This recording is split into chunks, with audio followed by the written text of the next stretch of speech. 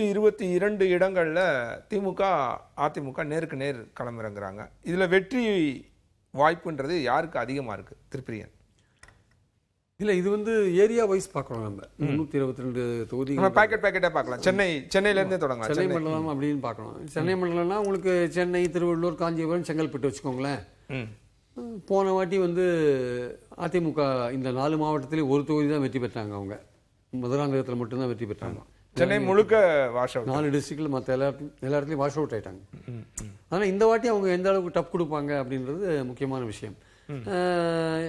பல இடங்களில் சென்னையை பொறுத்த மட்டும் பல இடங்களில் டிவிகேக்கும் டிஎம்கேக்கும் தான் ஒரு கண்டெஸ்ட் இருக்குது அப்படின்ற மாதிரி ஒரு பேச்சு இருக்குது ஆக்சுவலாக.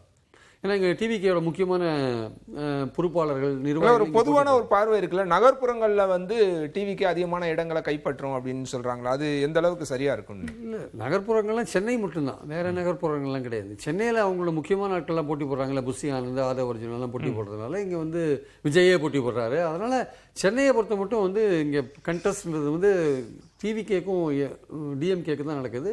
அதிமுகவே பல இடங்களில் 3வது இடத்துல தான் இருக்குது சென்னையில்.